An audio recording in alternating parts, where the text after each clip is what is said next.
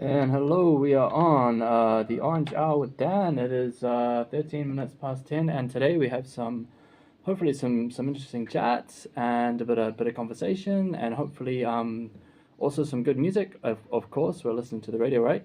So firstly and foremostly, I'll just leave it at that for now. And upcoming, maybe after this next track, we'll have some news updates. And meanwhile, we'll just play some good music for you. This next track is by Jane Remover, and it is called JR, JR, JR. You're listening to Radio Control 99.4 FM.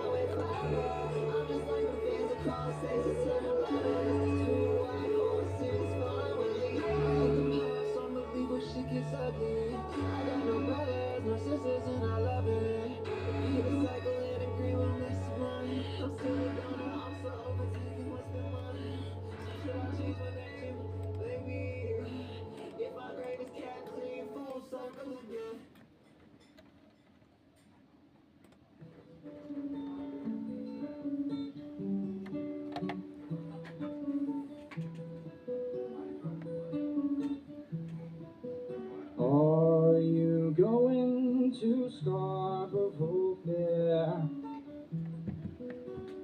Parsley, sage, rosemary, and thyme. Remember me to one who lives there. She once was a true love of mine.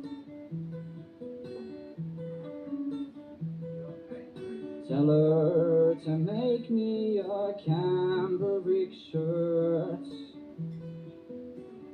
Parsley, sage, rosemary, and thyme. Without no seams, no needlework, then she'll be a true love of mine. Tell her to buy me an acre of land. Parsley, sage, rosemary, and thyme. Between the salt water and the sea strand, then she'll be a true love of mine.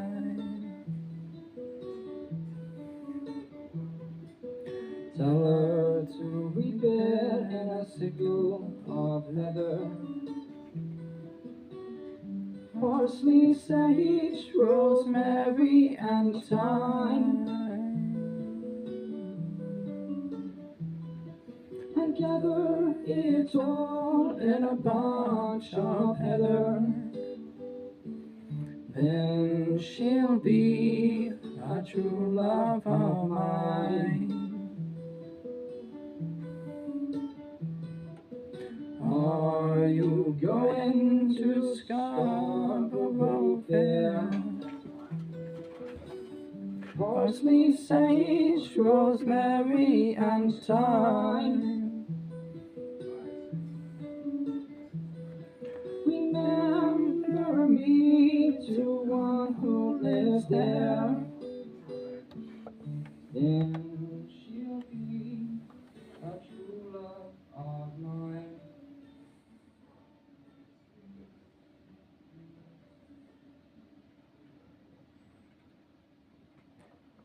And we're back on the Orange Hour. That was Scarborough Fair by the local Dan Fordyce himself. Just a bit of promotion off the record. And yeah. So we're back on Radio Control, and we have the news for you this hour. So basically, there is a band.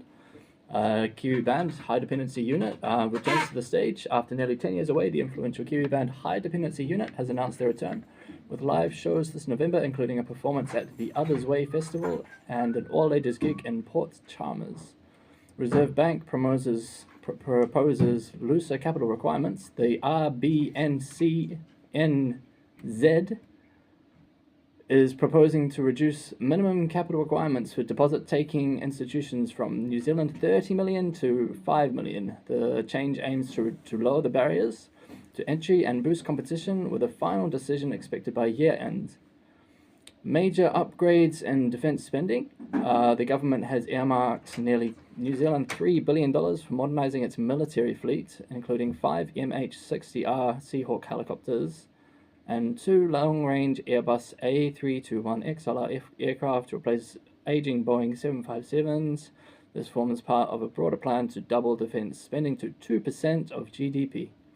And also, with the RBNZ cuts rates to a 3-year low on the 20th of August 2025, the RBNZ lowered its key interest rate by 25 basis points to 3.00%, the lowest level in 3 years, and hinted at further cuts in October and November. The New Zealand dollar reacted with a modest decline. Additional highlights in the news. Argentina makes history in rugby. Argentina recorded their first ever home win against the All Blacks in the Rugby Championship with a 29-23 victory. Nick Cave and the Bad Seeds announce tour dates in Aotearoa. The iconic bands will tour Australia and New Zealand in early 2026, including 2 shows in Wellington, scheduled for the 5th and 6th of February as part of the Aotearoa Festival of the Arts. Fonterra revises upward its milk price forecast. The cooperative has increased its midpoint forecast for the 2024 to 2025 farmgate milk price to New Zealand $10.15 per kg of milk solids, citing stable global dairy conditions. For 2025 to 2026, the forecast range has narrowed to New Zealand $9.00 to New Zealand $11. And also in the news, the Fashion Week kicks off. New Zealand Fashion Week 2025, running from 25th to the 30th of August, opened with a retrospective titled Into the Archives, featuring prominent Kiwi designers like Kate Sylvester, Karen Walker, and emerging talents under the Kahui Collective.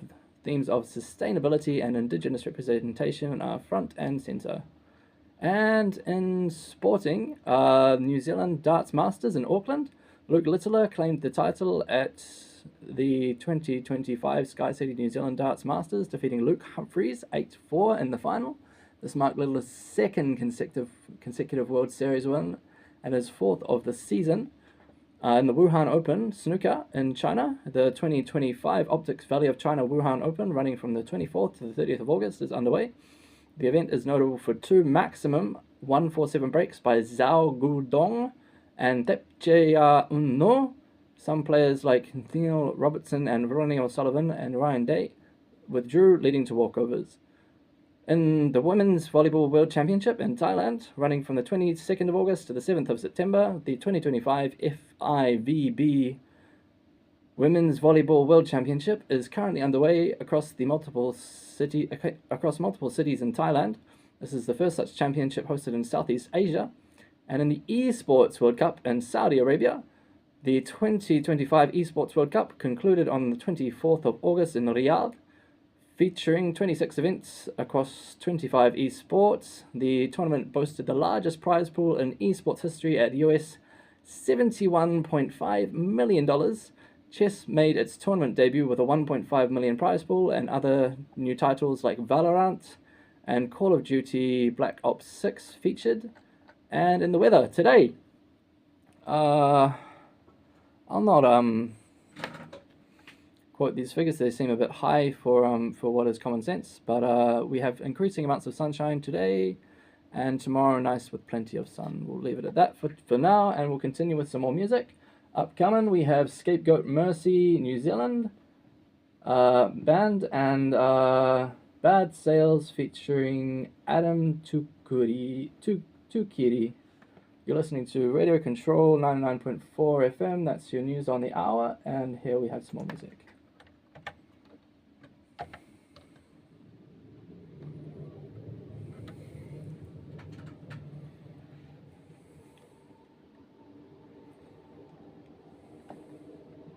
I saw something. Love. Blue from nothing.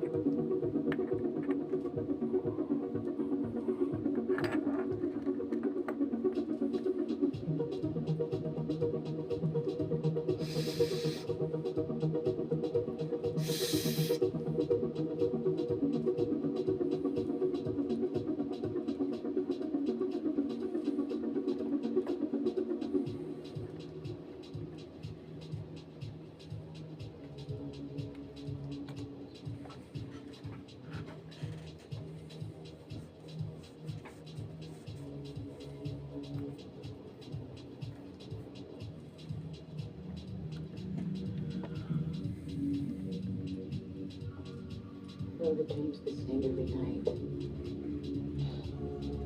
Oh, I can still see strobe light.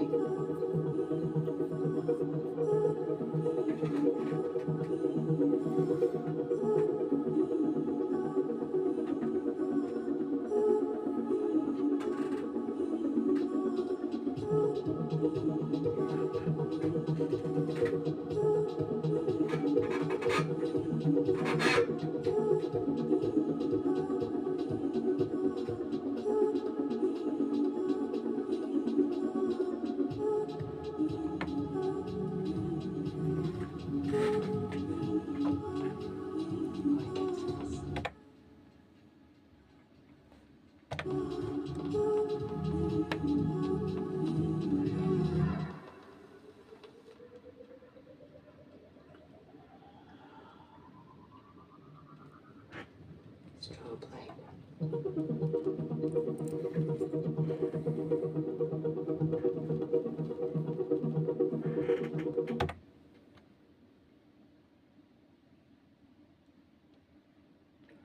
And we're back on the Orange Hour with Dan. So it's 39 minutes past 10 or 21 to 11, however, which way you want to see things around this time. Yeah, I'm just gonna hopefully cover some social issues that we're all facing here in Aotearoa, New Zealand. And starting off, today I'm going to be talking a little bit about the cost of living and economic hardship that we're all facing, and we all know about this. This is a big thing. I might touch on housing crisis and homelessness, which is another issue that I'm sure is close to all of our hearts. We hate to see the ones we love or the ones we know about in this kind of dire situation. And also I might talk about deepening inequality and social exclusion as a concept, and I'm going to provide a balanced opinion on both of these issues, or all of these issues, if I get time to cover all of them. And I'll provide an argument for and against, and if and I'll come to some kind of a conclusion, and I'm welcome to feedback. So basically, if anyone wants to text in or call in, the cell phone number to text is 022-350-4994, and the number to call is simply 06, which is your local code, and 350-4994. Again, that's 350-4994 if you want to call in. So okay, I'm just going to cover this first issue that we have, and basically, the issue is that New Zealand is facing a deepening crisis of cost of living and economic hardship, disproportionately affecting low to middle income households, young people, and vulnerable workers, exacerbated by policy decisions and a cooling labour market. And I mean, I guess everyone's feeling it tough. I know it's hard to get into work nowadays. There's rising unemployment. And it's just not easy for anyone, even the people. I saw a survey online that showed that even those who are earning in excess of $100,000 are saying they still don't have enough or they just have enough to get by. And whether this is the reality of it, or maybe it could be slightly skewed depending on how we all view our own standard of living. But everyone's facing it tough. So this is the issue that I'm going to discuss on the air today. And to support this argument, I have firstly the fact that we have our inflation outpacing wage growth. So while wages have normally increased, real wages, adjusted for inflation, have stagnated or declined. For essential workers and young people, pay raises often fail to cover rising costs in housing, food, and transport. So that's your petrol, that's your buses, that's your groceries, and that's your rent, right? So hopefully we're getting what we're earning in real terms, but this may or may not be the case depending on how your wages are adjusted for inflation. So the next issue that we have, the next point that we have on this issue, this leads to working poverty. So while people remain financially insecure, where people are remaining financially insecure despite being employed. So no one wants that. Everyone who is working hard, who is working their 30 to 40 hours full time a week, right? We want to make sure that that we're getting paid what we earn, and for this we need to make sure that our wages are adjusted for inflation and everyone's getting paid their fair rate in real terms. So another point for this supporting this argument that I put out at the start of this this little segment. The rise in unemployment to 5.1%, up from 3.4% in 2023, reflects not just job losses, but also a lack of stable full-time employment, particularly for youth and recent graduates. So many are pushed into gig work, short-term contracts, or multiple part-time roles, which offer little job security or career progression. Another point to support this argument of tough economic times is that the living wage policy reversal has taken place. So the decision to remove the requirement for government contractors to pay a living wage signals a backward step in income equality. And I mean, the living wage is an interesting argument. I think so long as everyone is getting paid their fair share and in real terms, adjusted for inflation, this is a good thing. And while it's hard for the employers to pay the living wage, if they can do it, they can. If they can pay a fair rate for what they believe their employers should get paid, this is good. Having a minimum wage is a good safeguard to make sure that we don't get exploited. But it's an interesting concept, and it's one to keep in mind. However, there has been a decision to remove the requirement for government contractors to pay a living wage. So yeah, I'll leave that to the audience to make up their minds, and maybe if we get some text or call feedback, yeah, we'll see what people have to say. So critics argue that this undermines the state's role in modelling fair employment standards and shifts pressure onto social welfare systems to support low-paid workers. And the last point to support this argument of a struggled financial time is that there is an impact on well-being and inequality. So financial stress is closely linked to declining mental health, housing insecurity, and family strain. And no one wants this. No one wants to have a bad house, have a bad strain on their families, and we all need to look after ourselves mentally, especially in these fast-paced times. Everything is moving at such a rate, and we need to keep up as much as we can, and as much as we can, in our best capacity. So, and also, lower income and Māori/Pacifica communities already disadvantaged by systemic inequalities are hit hardest, widening the social divide. So this is the argument to say that we do have a problem with the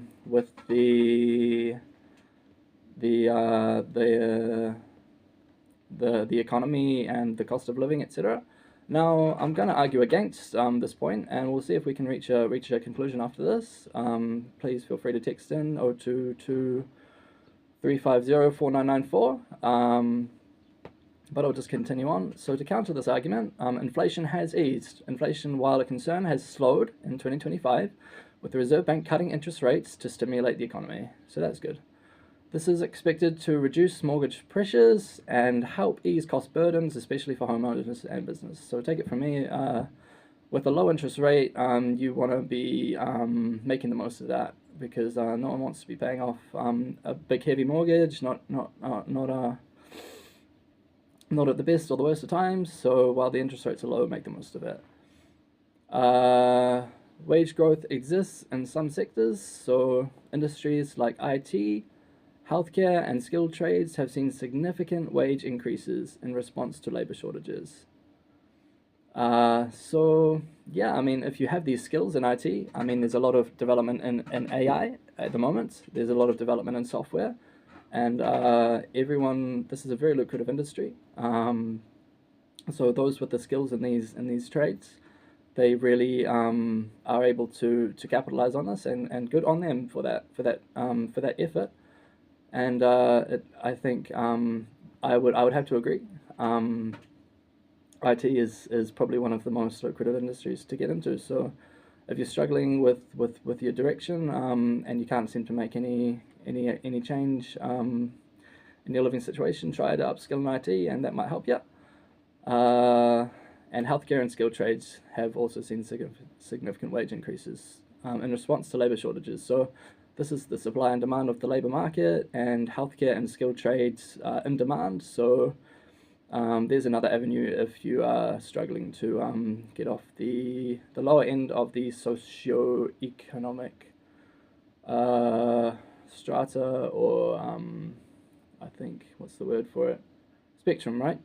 Okay, so for those with in-demand skills, real incomes have risen, which points to a skills mismatch rather than blanket economic decline. So, I mean, those with in-demand skills, your incomes have gone up, so that's good. And maybe our skills are not matching up to where we need to be, and we just need to upskill, retrain, and go through the process of getting a good skill in order to be paid more. I mean, this is just logic, so we don't need to talk about that. Living wage mandates can limit job creation. So this is the final counter argument. Some argue that requiring contractors to pay higher wages increases costs for the government and reduces the number of available contracts, potentially cutting jobs altogether. So basically, when we keep increasing the minimum wage or the living wage or whatever wage we want to talk about, we can call it anything. So this reduces the number of contracts that are available, and well, this could explain itself out of itself, or it could explain itself in any kind of predilection. But basically, increasing the minimum rate too often, I suppose, can mean that there's less money for the employers to dish out, and this may or may not be right, but yeah, that's an argument against, so we'll leave it at that. And deregulation, in this view, may free up public and private sectors to allocate resources more flexibly and support overall economic growth. So, to conclude, while there are signs of macroeconomic stabilization, the lived reality for many New Zealanders, especially renters, young workers, and low-income families, remains one of financial precarity. Policy shifts that erode protections for vulnerable workers, coupled with structural weaknesses in the labour market, suggest that economic hardship is not just cyclical, but increasingly systemic. So that's our chat on our cost of living and economic hardship. We might carry on and talk about the second issue, which was the housing crisis and homelessness. And if we get time, maybe before or after the hour, we'll carry on with some more talks. So coming up, we have some music. The next song on the list is Scapegoat Mercy, New Zealand artist, and the song is called Bad Sales, featuring Adam Tukiri. Before we did not play the song, we actually played a song called Coma Fields by Burial, and we're actually playing Scapegoat Mercy this time. So that's what we have to say for now, and you're listening to Radio Control 99.4 FM. Yeah, stick around. Okay. Radio that is made by you, for you. That means we need you to help us make our content fresh, relevant, and interesting. If you have a particular music interest, want to leg up in the broadcasting industry, or just want to show how good you are at radio, give us an email, volunteers at radiocontrol.org.nz to find out how you can get involved. That's what I did, and look at me now. I'm definitely 100% the real Hilary Barry. So from me Hilary Barry. to you, give it a go here at Radio Control. Back to you in the studio. My dad listens to Radio Control. I'm dirty south, but I clean up well. Trade blows with trolls, then delete the shell. What dismiss the piss? Middle-aged men with coattails. I'm a grind all alone. Own these mini files, man. Sales the scoreless. Pick up the slaughter, man. I order, find the daughter of an oligarch. Pull up that pulsar, fix up the hair part, and look, sharpen my crocs while I roll my eyes. Buy me cause I'm brown, come fight your white guilt. Give me that charcuterie and prove to me that you're chill. Mission a music artist and I'll hum and ha. Man, I'd rather have a cheddar, but half shadow with y'all, so let's have some fun. Shoot off some big guns, denounce the alt-right, piss off some trust funds. My IG ain't really me, man, and we're all frauds, but I'm vibing this connection. Love to you and yours. Hey. If it really had to go there, then I'm coming from the dark. If I really wanted smoke, then I probably would've asked. If I really got an issue with you, motherfucking duck. If I really wanted smoke, then we're smoking you up. Dark green on a whip, same color as my neck, same color as my brother. He coming at your deck, really from the ends. You flexing on your friends, bad upbringing, got your boy some common sense. I'm a product of that shit, thank God for heel knuckles. Can write up a couple scars like this happened when I was younger. Name rings, bells, blues with the red flags. They want the old me, but I don't fetishize, no setback. Really do this shit for fun. Yeah, I'm clicked up, but I could do this on my ones if I really wanted to. 3-6, Cali with the boys from the valley. Couple zippers on the puller, Billy on my Insta, need to up my Fiji buller.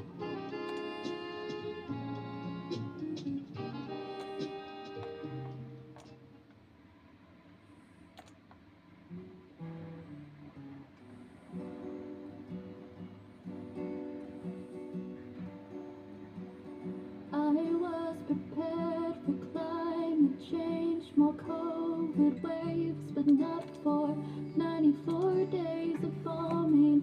It's all babies in rubble. I hate to burst your bubble.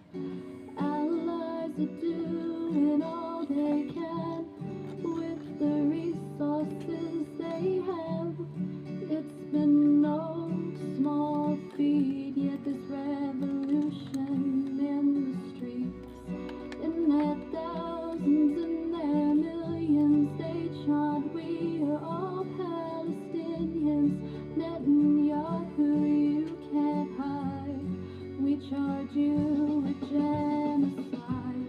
I can't fathom what is happening. You can't call this defense. Anyone who tells me otherwise has got no common sense. Despite the killing and the maiming, I'm still firm in the belief that in my lifetime Palestine will be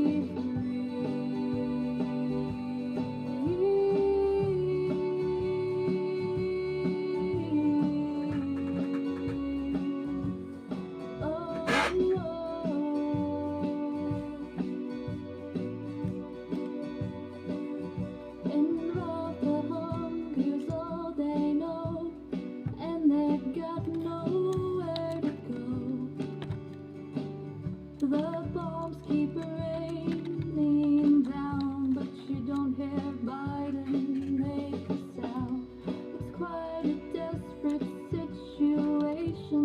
Thousands asking for donations to get over the border and escape the torture. I have faith in my generation of organized occupations.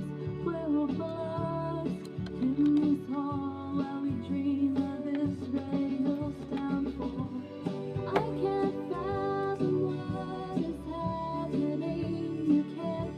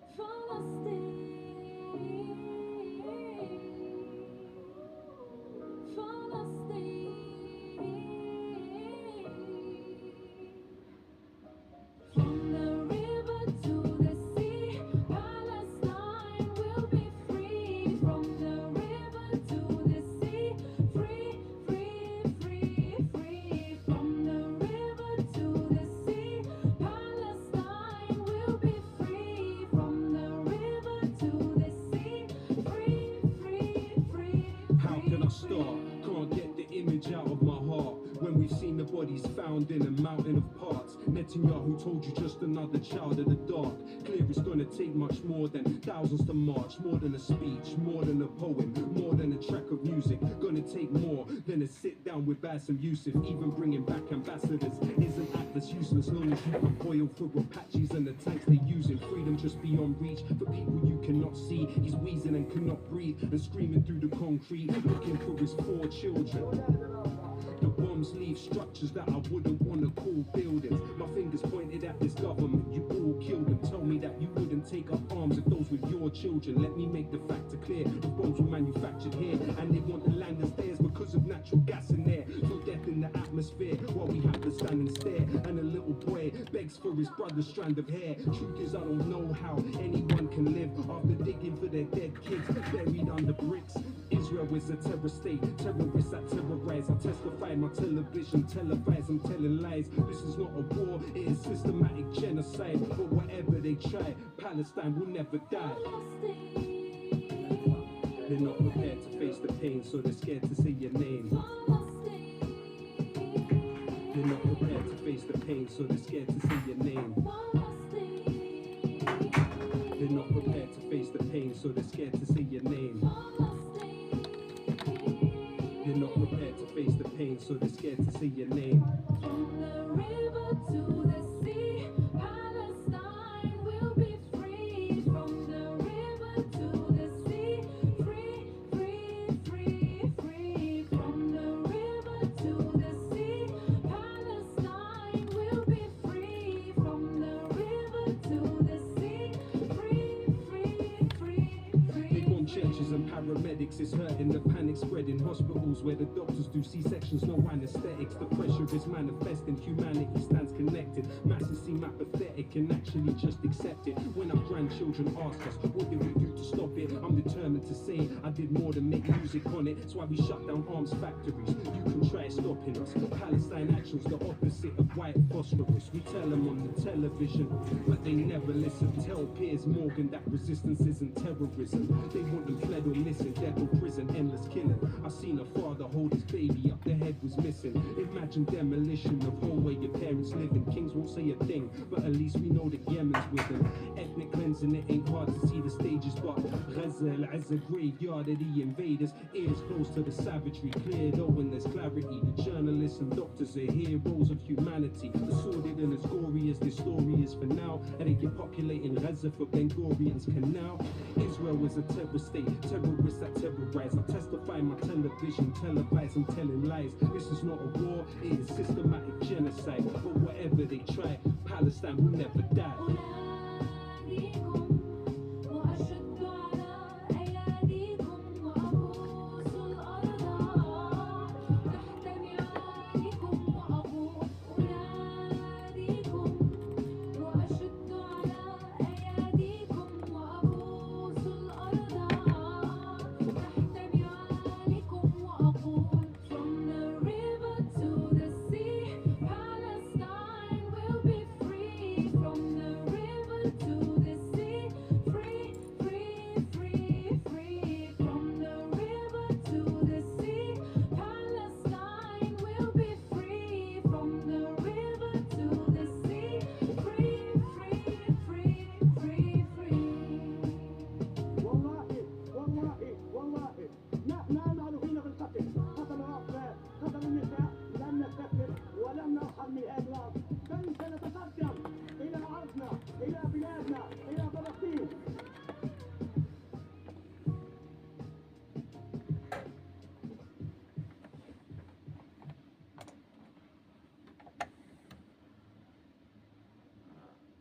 Tuna Ahupai are having a representation review. Your student association is reviewing how your voice and representation might look. Get involved to have your say on how you would like to be represented. Help us create a model that is student-led and sustainable. You have until August 22nd to have your say. Get involved, get informed, and make your voice heard. Head to Te Ahupai socials or website for more details.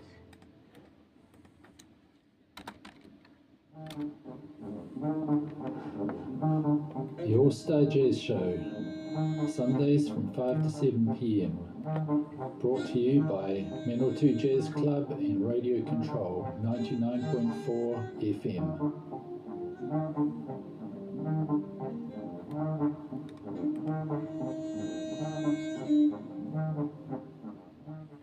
You're listening to Radio Control. Oh, I say.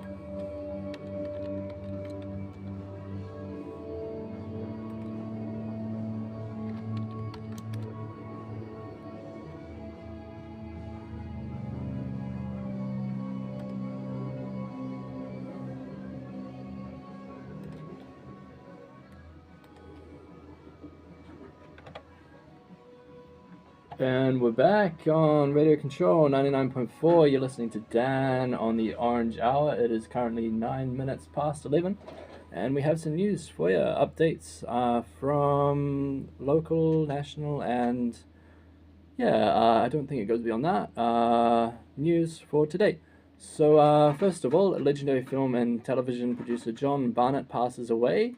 A stalwart of Kiwi screen culture, John Barnett, producer or executive producer on 4 of New Zealand's top 10 grossing films, has died. His passing marks the end of an era in New Zealand cinema and television. Coming afterwards, the next piece of news for you. Geothermal power potential unveiled. Project Inner Space has released a groundbreaking geomap of Oceania, identifying approximately 100 gigawatts of untapped geothermal energy potential in New Zealand. This renewable energy resource could play a transformative role in future energy strategies. And there is a trial underway for a Wellington boarding house fire. The trial has begun for a man accused of murdering 5 residents in a 2023 arson attack at Loafers Lodge, a boarding house in Wellington. The defendant pleads not guilty and may argue an insanity defense. The tragedy has triggered scrutiny of boarding house safety and sparked calls for legislative reform.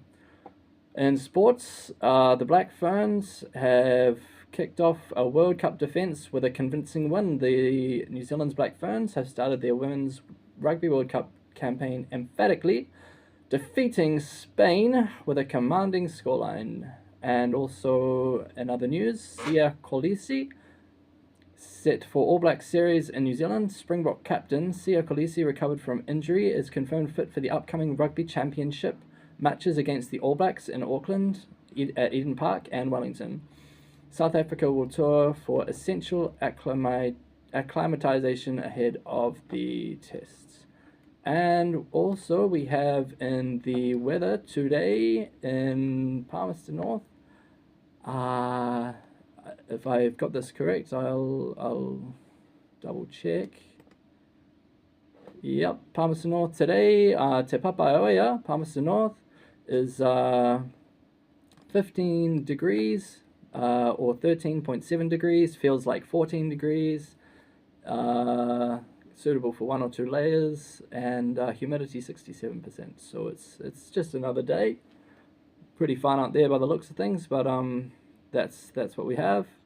And for tomorrow, we're looking like it might be a fine easterlies, easing for a time in the morning. So that's all you have for your news on the hour, and we'll keep on rolling with some music. Next up, we have a Palmerston North artist, either Dogs Gone. So enjoy, and hopefully you're all having a good time. Oh, okay. You listen to Radio Control 99.4 FM.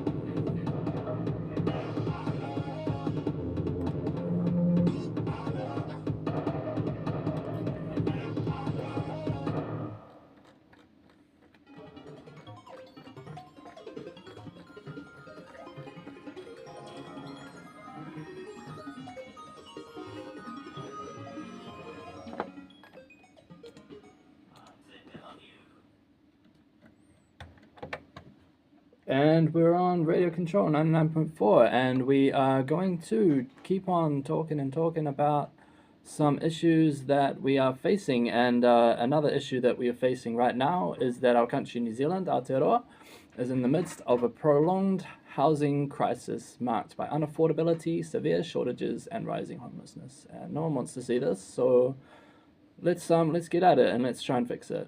I mean, why not? So this is reflecting systemic failures in housing policy, supply, and social equity. So I'm gonna argue for this epidemic, I don't know the name for the word, this issue. Basically, that we're in the midst of a prolonged housing crisis, and then I'm going to provide some arguments against, and we'll reach a conclusion at the end of it. And if you have any opinions, you want to call in, you want to text, the number for the text machine is 022-350-4994, and the call is 06, your area code, followed by 350-4994. So, in support of this argument for a housing crisis that we currently have, basically, there's severe unaffordability. So the median house price exceeds New Zealand $800,000, placing home ownership out of reach for many, especially first home buyers and young people.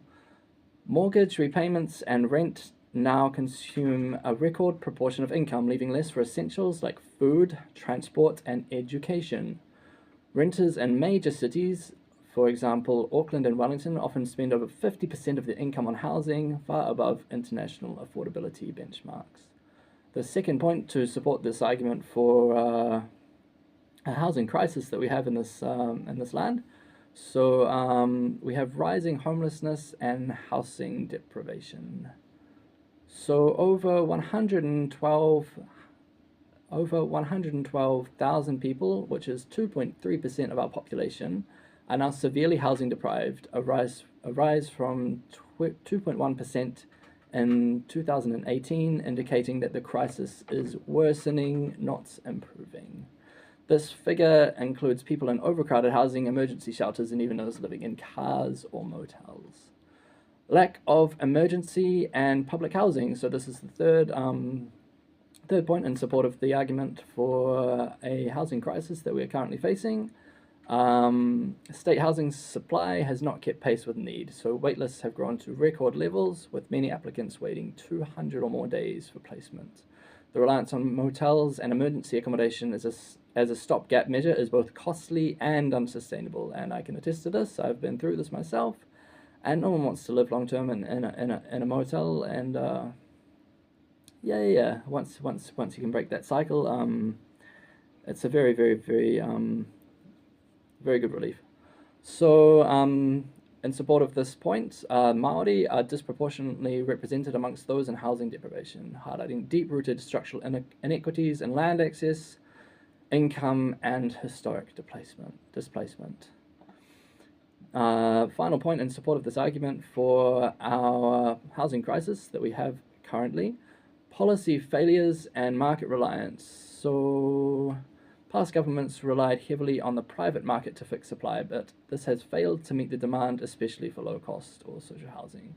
Unfortunately, whether this be correct or not, I mean, the government, does need to step in some instances in order to be a good mediator between the private and the public need, right?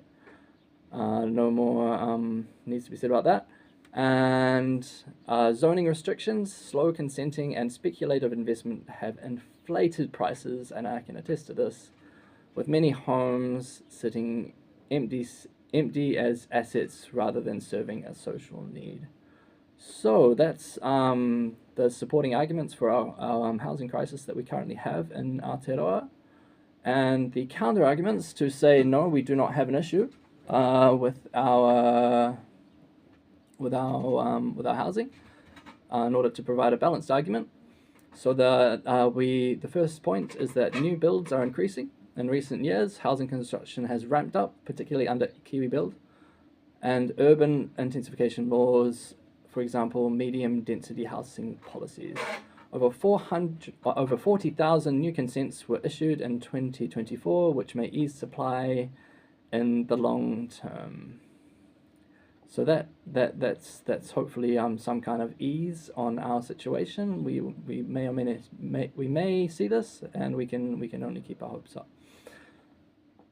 Interest rate cuts could relieve mortgage stress. So with the RBNZ cutting rates to 3%, mortgage servicing costs may become more manageable, potentially slowing the crisis for some homeowners. So while the rates are low, make the most of it. Renter support schemes exist. Programs like the accommodation supplements and temporary additional support do provide relief to lower income renters. Critics argue these need reform, but they remain an important safety net for now. So to conclude, despite efforts to address it, New Zealand's housing crisis remains one of the most urgent and visible social failures. The gap between housing supply and actual need, particularly affordable and public housing, is growing. Meanwhile, homelessness and deprivation continue to rise, disproportionately affecting Māori and other vulnerable groups. While some policies and building activities show promise, the pace and scale of intervention remain inadequate. So that's the second issue that I wanted to cover today, the housing crisis. And coming up afterwards, we may cover the deepening inequality and social exclusion that we are facing currently in Aotearoa. And we'll keep on rolling with some more music. So next up, I think we just had Diesel Jenny playing Dixie Heartbeat, and next up we should have Either, Dog's Gone, and I just have to reconfirm that I read the forecast for tomorrow, which was actually for today, which is fine. Easterlies easing for a time in the morning. So in case you got confused there, that's our forecast for today, and we'll leave it at that. So coming up, some more music. You're listening to Radio Control 99.4 FM.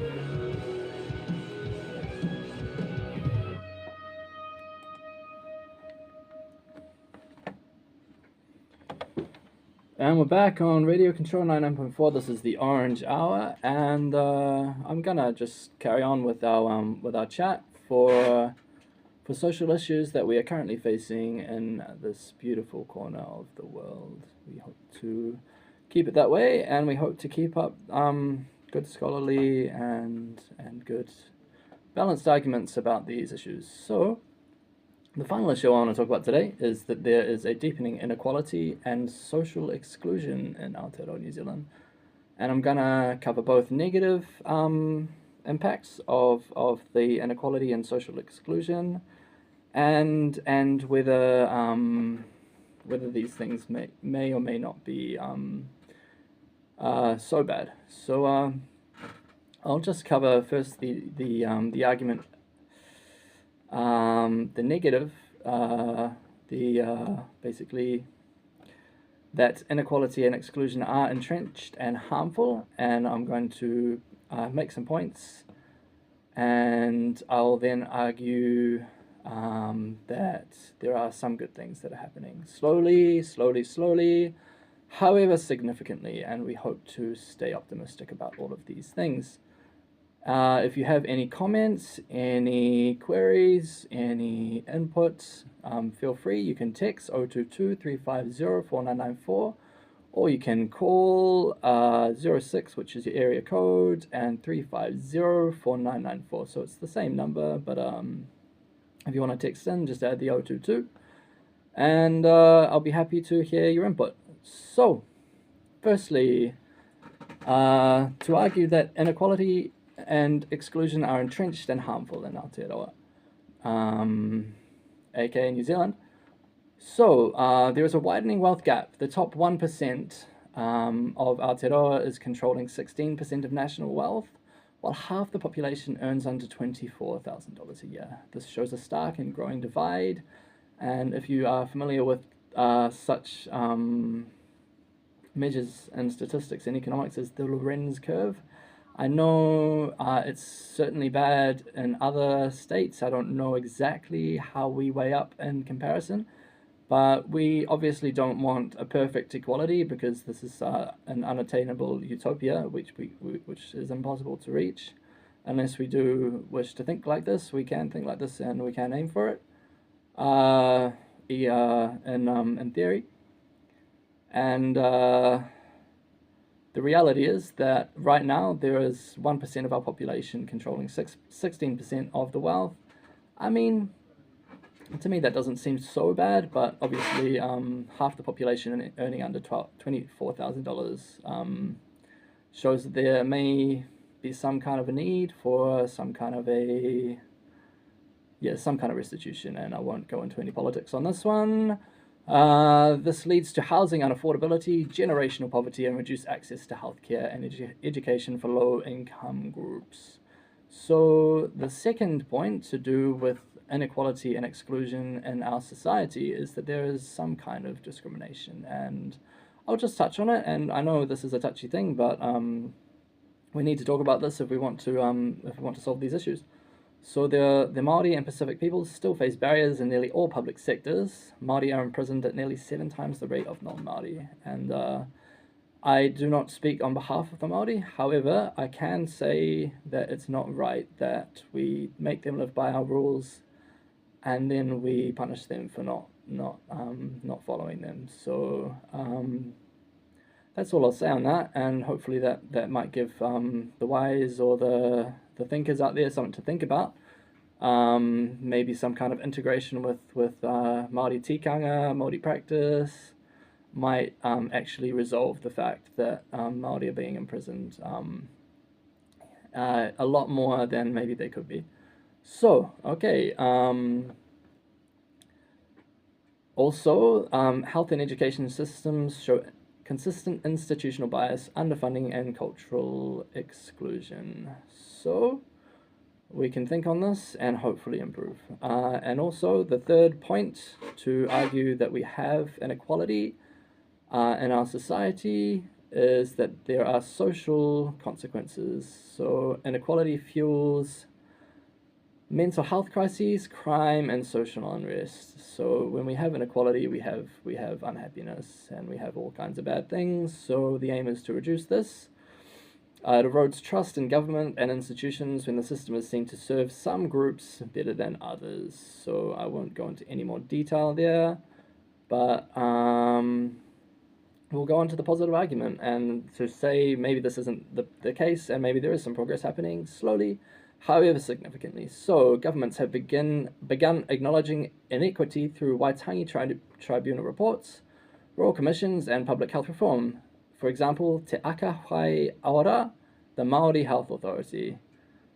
Whether this is still going ahead, I do not know. However, this could be a step in the right direction if we had open minds, or this could be something to argue against, but this is not a show on politics. This is just a show on common sense and open-minded thinking. So we won't go into any detail further on that.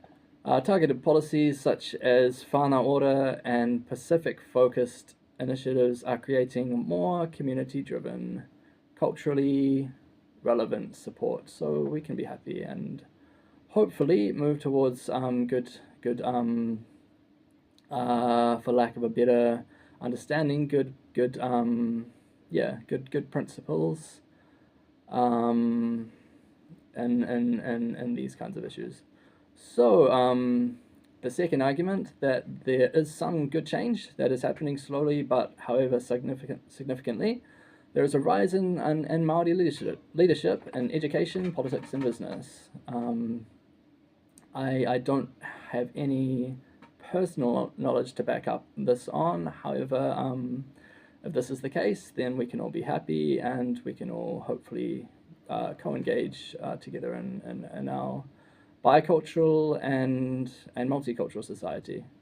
So initiatives in language revitalization, iwi-led housing developments, and treaty settlements have empowered some communities economically and culturally. So by all means, we should try our hardest. This is my personal view coming through, to speak more than just one language. I know that in New Zealand we have 3 official languages, which is